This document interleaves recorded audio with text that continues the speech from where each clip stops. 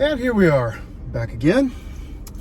So I've been really keeping huge tabs on it, and I don't know if you can tell or not, maybe the video quality is improved or it isn't, but I have a new phone. So I don't think I talked about that in previous videos before, but that's really an aside, and I'm not going to get too deep into that.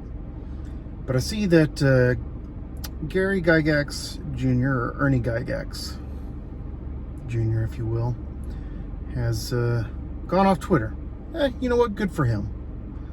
I mean, I'm not necessarily a fan on it. I'm there for the little bit that I do, but I get it, and it's, you know, if you understand what it is, then you can navigate it fairly, you know, easily.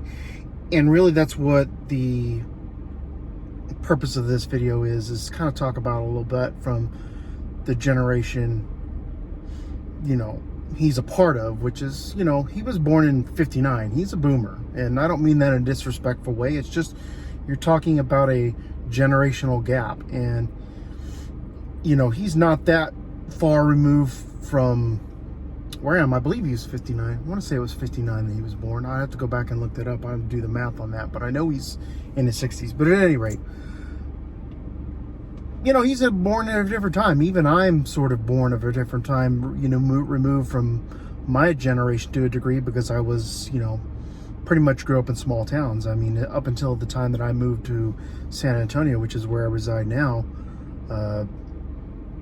the biggest town I lived in was 250,000 people, and that was more or less somewhat the peak when I finally moved away after being there for so many years. But it was probably half of that when I moved there. But at any rate, you know,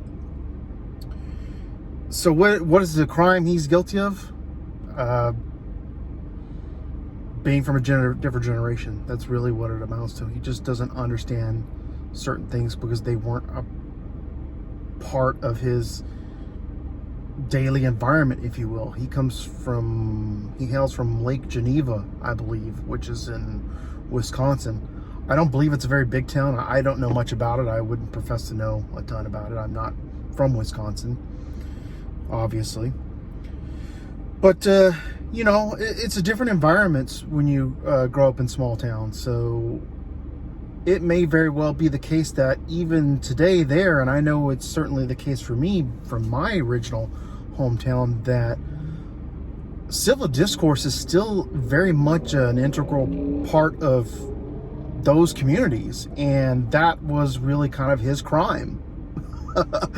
Well, be it on Twitter, because Twitter's civil discourse does not even factor in. Sorry, it doesn't. For people who understand and appreciate it, yes, but that's not the bulk of Twitter.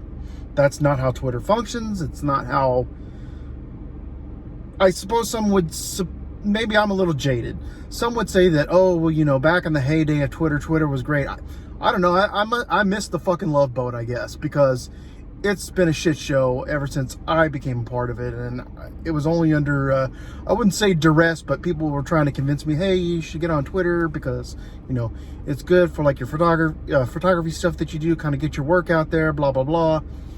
Yeah, I don't know. I mean, I've met some genuinely good people on there. I'm not going to deny that. But on the whole, I would say that there's not much benefit to Twitter. I would like a better platform. I'm on there. I'm actually on Gab, so if you want to follow me on a different social media platform where you can actually talk and see, you know, things I do, I'm on Gab. It's under the same username on Twitter. I'll list that. It's all below in the descriptions. But yeah, so I mean, I still don't believe that he did or said anything wrong. I've seen the interview, and what he said was rather benign, honestly. I mean, he was very open about it, and how the level of mental gymnastics you have to go through in order to arrive at those conclusions. I mean, I guess if there's a gold medal to be given for that, by all means, you know, have at it. But I don't understand it. But yeah, I mean, maybe they should just leave it where it is. And he definitely should have not. He didn't apologize. They're taking it as, and that's the other misstep that he had, is that he tried to explain himself. They don't give a shit about your explanation. They don't care about your apology. And the only thing worse that you can do than an apology is a half apology, or something they consider to be a half apology. you would be much better served to just keep it to yourself. But anyways, that's all I really had to say for this video.